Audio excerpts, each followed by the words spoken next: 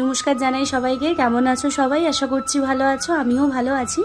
তো আজকে হচ্ছে উল্টো রথ, আর তোমাদের সাথে শেয়ার করেছিলাম রথের দিনে জগন্নাথ দেবকে তার মাসির বাড়িতে দিয়ে এসেছিলাম, আর আজকে মাসির বাড়ি থেকে সবাই মিলে নিয়ে আসছি।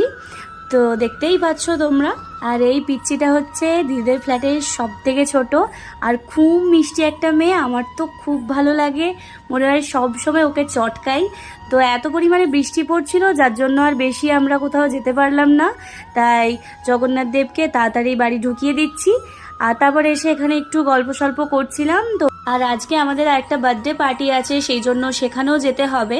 তাই আর কি বেশি দেরি না করে চলেও এসেছি।